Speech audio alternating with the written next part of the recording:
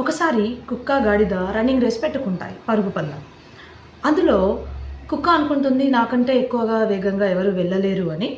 అది వెంటనే పరిగెత్తడం స్టార్ట్ చేస్తుంది. అది ఎలాగైతే పరిగెడుతుందో అది వెళ్తున్న దారిలో దానికి కొన్ని వీధి కుక్కలు అడ్డొస్తాయి, దాన్ని ఆపుతూ ఉంటాయి. అవి దానితో ఫైటింగ్కి వస్తూ ఉంటాయి. అప్పుడు అది ఫైట్ చేస్తూ ముందుకు వెళ్తూ ఉంటుంది.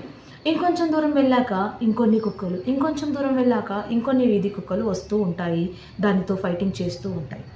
అది ఎటు వెళ్ళలేని పరిస్థితి. వాళ్ళతో కొట్లాడి అలసిపోతుంది. టైంకి అక్కడికి రీచ్ కాలేకపోతుంది. అది ఎప్పుడైతే అక్కడికి రీచ్ అవుతుందో గాడిద గంట ముందే అక్కడికి వెళ్ళి గెలిచి కూర్చొని ఉంటుంది.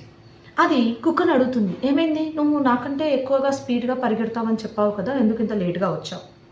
అప్పుడు కుక్క చెప్తుంది, నేను నీకంటే చాలా వేగంగా పరిగెత్తగలను, బట్ నా వెనకాల చాలా కుక్కలు అంటే నా జాతికి చెందిన వాళ్ళు నన్ను వెంటాడుతూనే వచ్చారు, అందుకే నేను రాలేకపోయాను అని చెప్తుంది. దీన్ని బట్టి మనం ఏమర్థం చేసుకుంటున్నాం?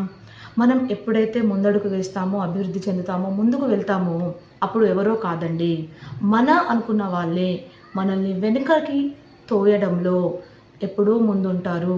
మన కాళ్ళను గుంజడంలో, మన మాటల్లో నెగటివిటీని తీయడంలో ఎప్పుడూ ముందుంటారు. కాబట్టి నెగటివ్ మైండ్ సెట్ ఉన్న వాళ్ళందరినీ పక్కకు పెట్టి పాజిటివ్ మైండ్ సెట్ ఉన్న వాళ్ళతో ముందుకు ప్రయాణించడంలోనే మనకు మంచిది.